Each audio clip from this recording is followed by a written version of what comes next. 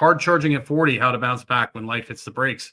We're going to mainly focus on men today, but this really can apply to women as well. But over the years, particularly the last 3 years working in medical practice, you get these men, highly successful, usually business owners, have a family. They've been driving hard for a long, long time, and all of a sudden they hit 40 years of age, and things start kind of coming off. The wheels start coming off the car. The train starts going off the track. Usually, it comes in the form of fatigue, where they start hurting themselves in their workouts. Usually, these people, sometimes they're not super fit, but a lot of times they are. They work long hours. They're always busy. The hard charging guys, and then all of a sudden they start feeling fatigued. They start reaching for peptides, HRT, and they just start complaining that things just aren't feeling like they used to. And usually what happens is we get some data on these guys. We look at blood work. Usually their blood work's a mess. They've got tons of inflammation. Many times they've got tons of nutritional imbalances because they're just not getting into rest and digest. If we look at Oura Ring, they usually have high respiratory rate. Some of them have high resting heart rate, low HRV. And a lot of it is they're just so used to going hard all the time that they don't really understand what rest is. And a lot of times they confuse being tired with something negative. And a lot of times when they finally learn how to relax, they associate that with being tired instead of actually, embracing relaxation. So the first thing I want to do with these guys is kind of explain to them, hey, like, you're over 40. I understand that you work hard. That's great. Let's talk about some strategies that we can do to get you in a better place. Most of them are not sleeping real well. And of course, my first thing is to walk outside 3 times a day for 10 minutes. Get out. So most of these guys are in front of a screen all day, or they're on the phone, or they're traveling all the time. They've always got something going on. So getting them to go outside, getting them to put the tongue in the roof of their mouth and just walk. And a lot of times these guys will tell me, leave the phone behind. It's just 10 minutes, 3 times a day. Once they start doing it, like the vitals, the Oura Ring changes immensely. All of a sudden their sleep starts getting better. All of a sudden they have more restorative time during the day. They start feeling better. They start having more energy. And a lot of times these guys are stuck on a problem and they're just kind of brainstorming, or they've got something going on that they're struggling with. The live video flies.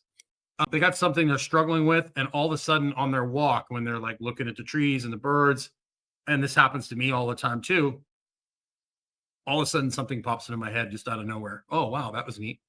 So a lot of times I tell them to carry like a pad of paper with them, so when they go on their walk, if something comes to them and hits them in the face, they can write it down.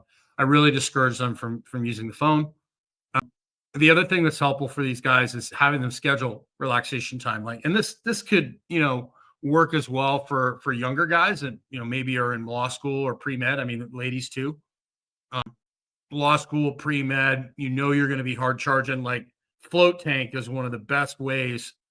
If you're getting the crap beat out of you, you're sleep deprived, getting in that float tank once a week and just completely shutting off for a whole hour can buy you a ton of forgiveness. The same goes for like massage. The same goes for acupuncture. Paying someone for you to lay on a table and chill and do nothing for a whole hour is well worth taking that hour out of the week. It can buy you a ton of forgiveness if you have to push hard and you have no other option. So my hard charging guys, float tank, hyperbaric oxygen chamber, scheduling that in your schedule so they have no choice. You're going to get acupuncture session. You're going to do something that makes you relax. If you maybe they have a hobby like shooting or something that they really enjoy, or golf, maybe golf is how they relax, then we incorporate that, get them to do more of that. The other thing is outsourcing things, like maybe you hire a private chef, usually maybe you hire a meal service. A lot of places will have it shipped to you. Now every town has got some sort of clean eats kind of place where they have, meat and vegetables on the go. Even stores like Sprouts in the US has pre-made meals that consist of like usually salmon or steak or chicken with some vegetables and some sort of root vegetable. So that's perfect. Hiring, now you've got, these AI, I guess you would call it, you have these AI services that can automate a lot of the stuff that you're doing. You can hire virtual assistants. So a lot of times is getting these guys to work a little more efficiently. And a lot of times when they start taking care of themselves a little better, they get outside, they get more sleep, they take breaks throughout the day, all of a sudden they actually become more productive. They're like, wow, I never realized, just how wired I was. And the fact that I actually relax and slow down actually helps me, break through a lot of the plateaus that I'm stuck in. So that's important. And also, a lot of times with these guys, it's simplifying supplementation. It's maybe looking at, if they're on HRT, how much testosterone they on. A lot of these guys are hard chargers.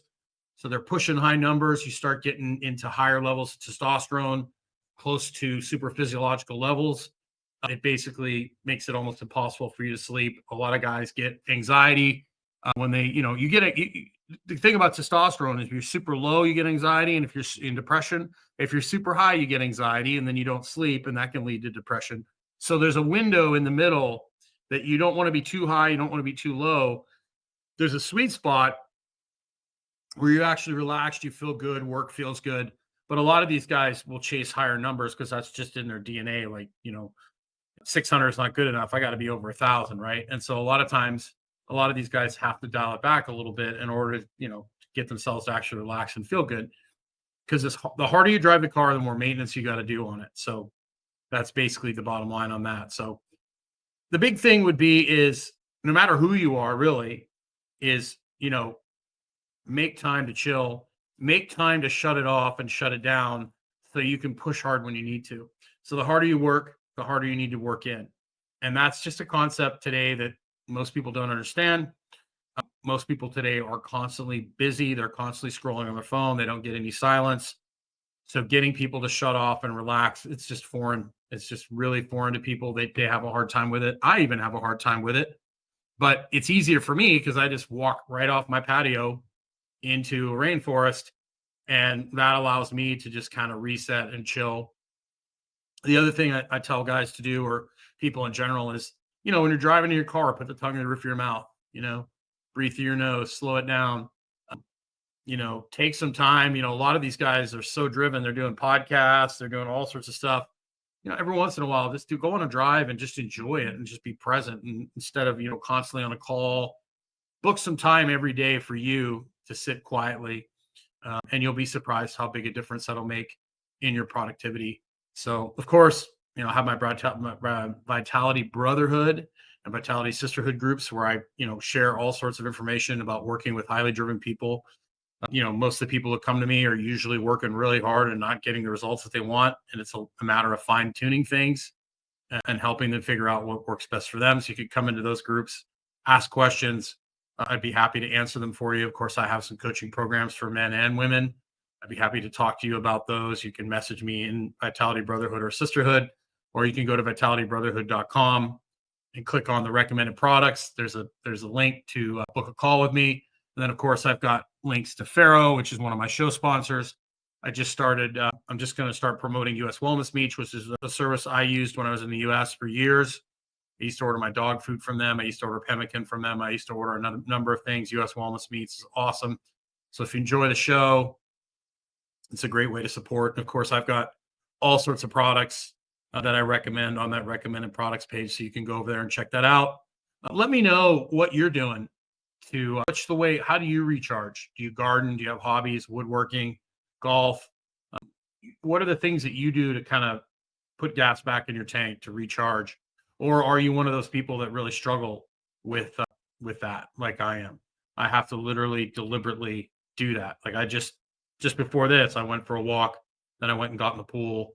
One of the reasons I'm here is it makes it a lot easier for me to relax and to shut off. But I will say, being active is super important. And the one thing I've learned about being here and working virtually for like the last 3 or 4 years is when you're in front of a screen all day, it's highly stressful. Like I'm shocked at how stressed my body was when I wasn't like being really active, because I'm used to coaching and being physical all day. And I have my data from years ago when I was coaching multiple groups a day. And I've just kind of revived that coaching baseball here in Nicaragua, working with a professional baseball team. My stress levels are way down since I started getting outside and coaching all morning. Like I coach from 8 in the morning till 11 11, 12, noon. Uh, and then I usually work with a couple people at the gym after that.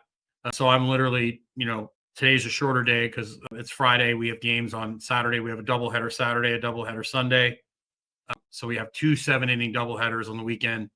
And so, if the practice is shorter, but a lot of the guys that aren't starting, the non-starters, we work them a little bit harder. I work them a little bit harder anyways and work on building explosive power. So as the season goes on, hopefully they can compete for a spot on the roster, or if somebody goes down, one of the starters go down, they can jump in and replace them. So I've noticed that, because a lot of people today work virtually or work on the computer, they're like, oh, I'm not that active. I'm not that stressed. I'm not that tired. But being in front of a screen all day and not moving around is highly stressful psychologically and emotionally. It just destroys my data. When I'm doing low level manual labor, I'm out moving around, I'm coaching. My recovery, my stress levels, everything, my sleep just gets so much better. So our modern indoor lifestyle has really, really run amok on just our overall preparedness. And I think manual labor, low level activity is literally uh, the best thing you can do for your physiology, and then sprinkling intensity on top of that. And we've basically taken that out of our lives by sitting in front of a screen all day. And then, of course, you don't have to do anything for your food. Like, you don't have to go out and do any manual labor. Most people don't even cut their own grass anymore. So the more things you can do to start like getting a little more active and getting outside, whether it's like cutting the grass or whether it's like gardening or something, the more things you can do outside, the better.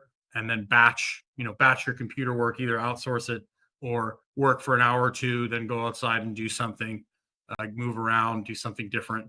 Particularly, a really simple tip would be just like, I can look off over there into the forest and give my eyes a little break from staring at the screen.